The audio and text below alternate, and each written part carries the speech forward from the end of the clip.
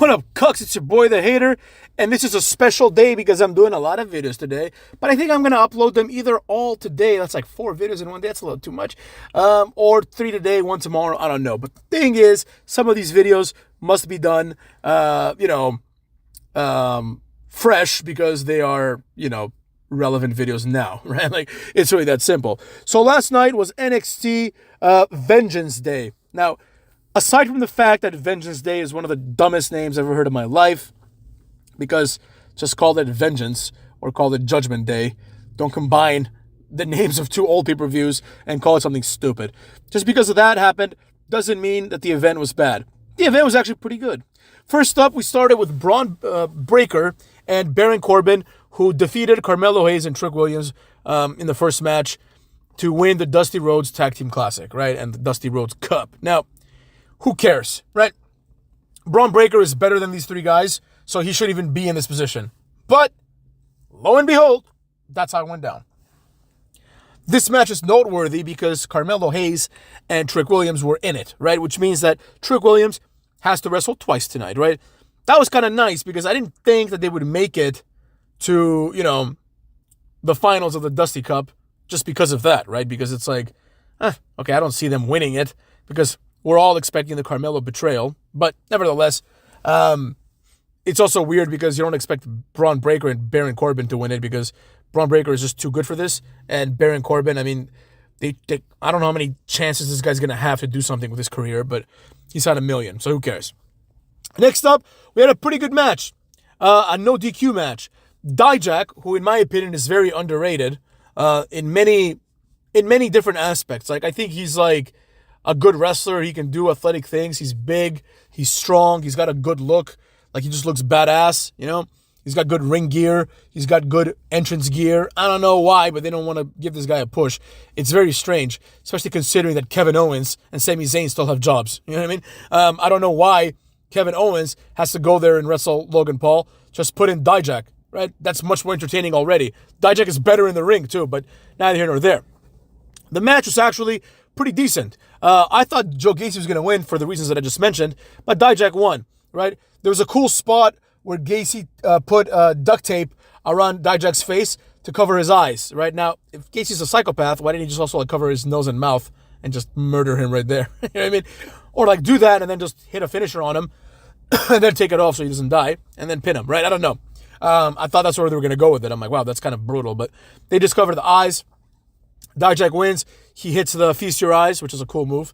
It's the same as basically Sammy Guevara's finishing move, but it's better because Dijak is taller, so he holds up the guy higher and he's stronger, so it's just better in every way. But then we had a pretty fun 6-person mixed tag team match. I really enjoyed both these teams. First, we have the D'Angelo family, which is, of course, Channing Stacks Lorenzo, who is underrated, Tony D'Angelo, who is mid. Tony D'Angelo is just weird because he's like this guy that, he doesn't have the look of someone that's ever going to be a main eventer, right?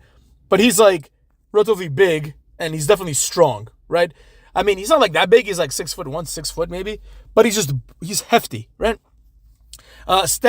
Channing Stacks Lorenzo is whatever. I don't know what the point is with this guy. Hopefully he does well, but it's unclear where he's gonna go. I could see him being in a Drew Gulak type of spot. Then we have Adriana Rizzo, right? So that's the one team, right? Their gimmick is that they're a mafia family, basically, Italian Americans that are that own restaurants and own laundromats and things of that nature. I think you can connect the dots, right? They're obviously a mafia type family, right? And they're facing OTM, which of course stands for Out the Mud, right?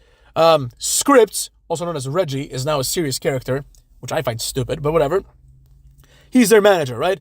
The team is composed of a woman named Jada Parker. Nothing special there, but nothing bad either, She's a good other body to have, right?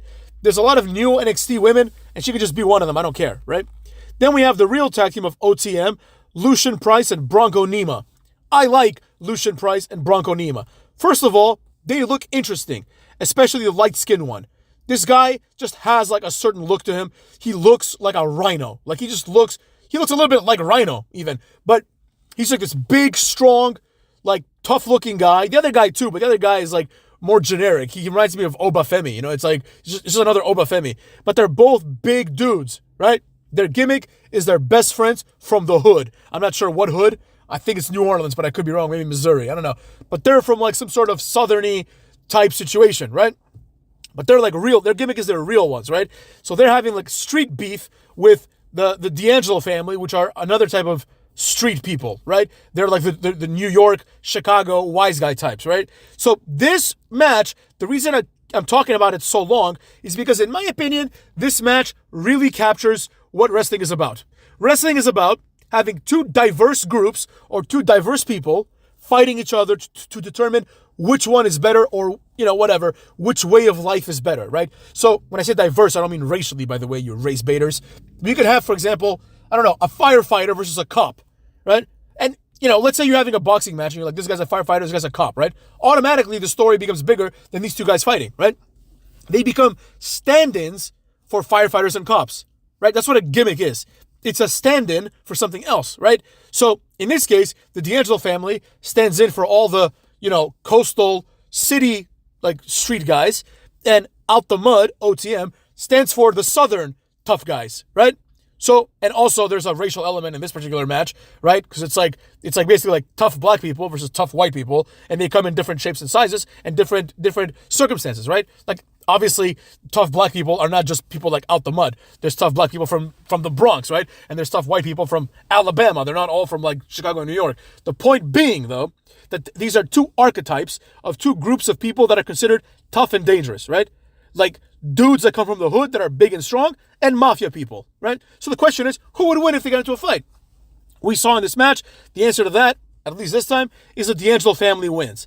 I thought this was the right choice because Lucian Price and Bronco Nima they're just new, right? So it's like they need to like get there, right? But I would like to see them become dominant tag team champions. Kind of like Authors of Pain, right? Where it's like, we need that. We need two big tough guys to be tag team champions once in a while. It can't always be the Usos and Sami Zayn and Kevin Owens, which like they don't even look like grown men.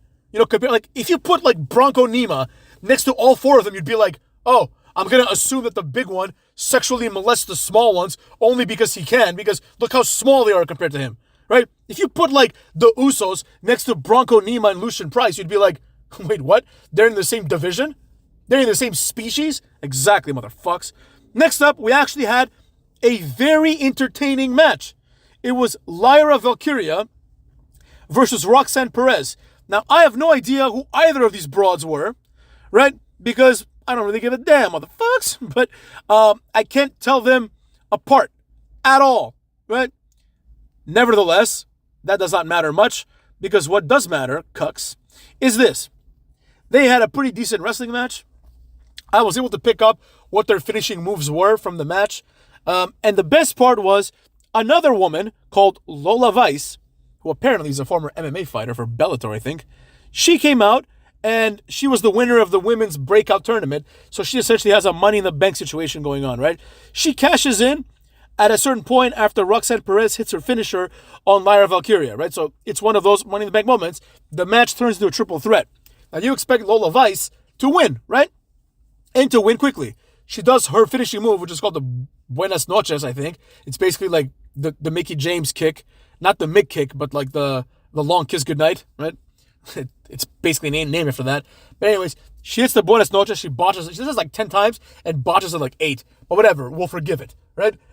Doesn't matter. The point is, Lola Vice hits her move, but it's not enough to win, right? So what happens? I'll tell you what happens. Eventually, another broad gets involved. I don't know her name, right? And Lyra Valkyrie wins after hitting her finishing move, right? I thought that was great. You know what I mean? It was just very well done the way they did it, right? Like, the match continued a significant amount of time after Lola Vice interfered. So it became a legitimate triple threat match. It's almost like her advantage was gone.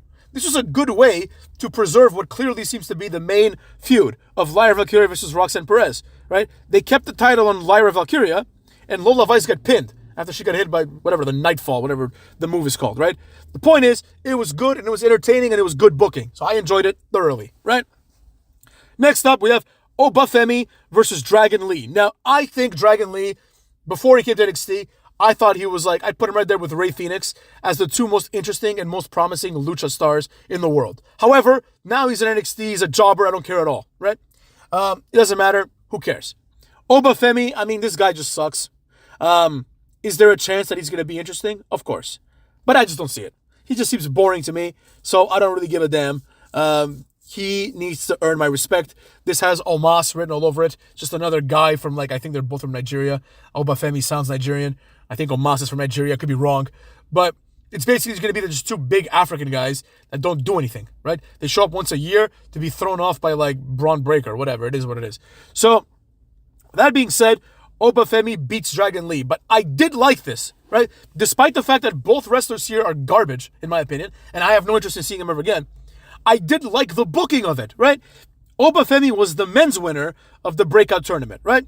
So Obafemi was able to ambush Dragon Lee several weeks ago and beat him for the title by, Money in the Bank tactics, right? This match showed that Obafemi can beat him in a one-on-one match, right?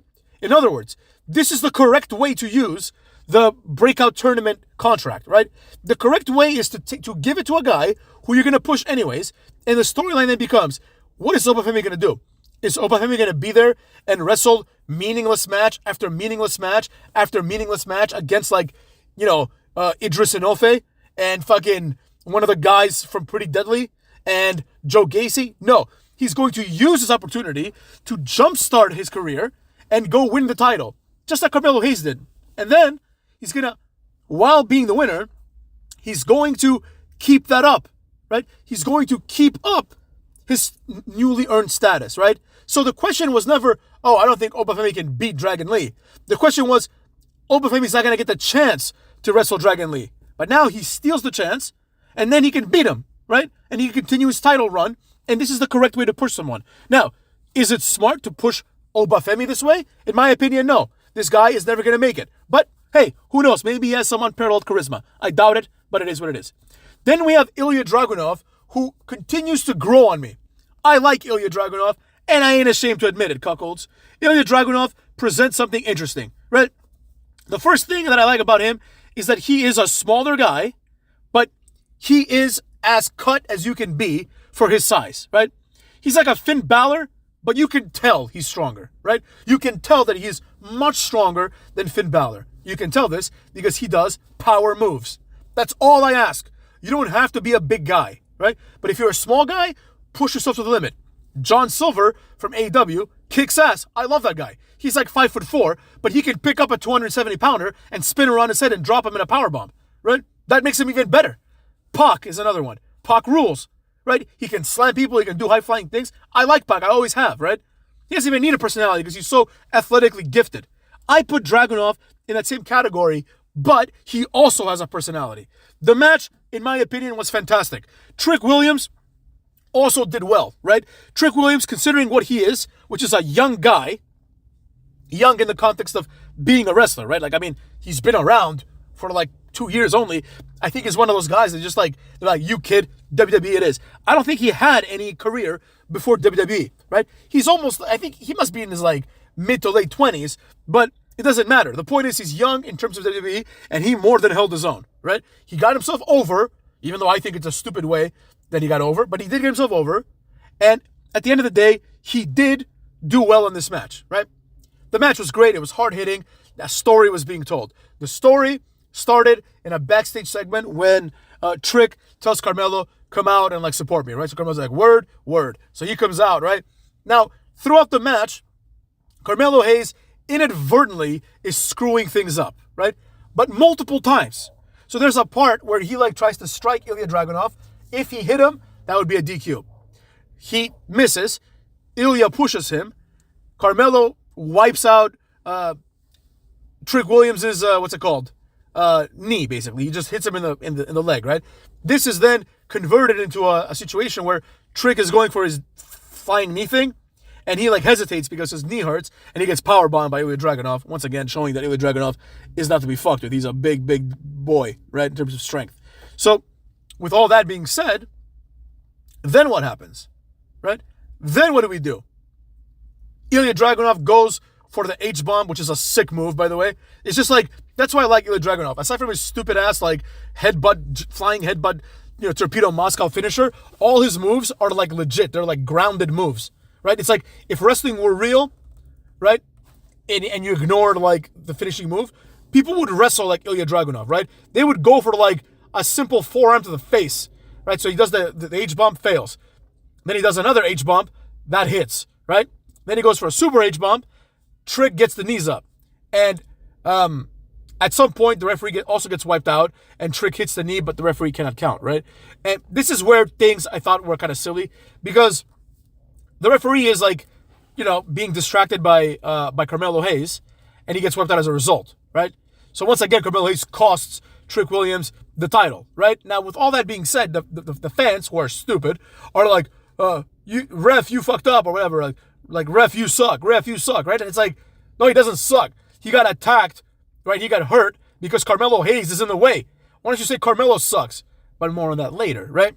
The finish of the match I thought was fantastic. It's a unique finish that we don't see as often, right? Both Trick Williams and Ilya Dragunov, both of them have a running finisher, right? So basically, after Trick raises his legs, his knees, and Ilya hits the knees, Ilya retreats to the corner, and fucking Trick Williams is in the other corner. Carmelo's like, go for it, right? So Trick they both run towards the center of the ring from each corner, right? And Ilya Dragunov even does his little taunt, right?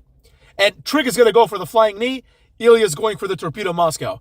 It wasn't perfect because it's hard to pull this off, but it looked to me like Ilya got the best of it. And in kayfabe, Ilya's the one that hit his finisher. So he pins, his finisher's stupid, but the point is good, right? Two running finishers, one wins, the other one doesn't. And, I thought it was great. Not because it was two running finishers, because we see that all the time, but the two running finishers that are like charged, if you will, right? Where they're like, we're both going for it. It's clear. It's just like two rams, like running into each other, right? It's like they know what they're doing. So Ilya wins, leaves. Then the betrayal happens. Everybody saw this coming. Obviously, Carmelo Hayes was going to betray Trick Williams. But I was hoping, as usual, Cucks, that they would not do that. They would do something else, but they didn't. So with that being said, it is what it is. But I thought the pay-per-view was really good, or whatever, the special event, the live event, was pretty good. It had a good amount of matches, and I think that everything that was there was solidly presented. And that's the best by far, in my opinion, the best compliment that I can give to, NXT at this point.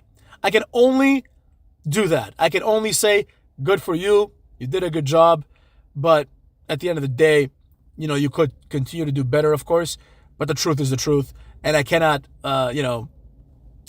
basically shit on this event. This was a good event, Good for everyone involved. I'm happy for both Trick and for Ilya. So with that being said, fuck off.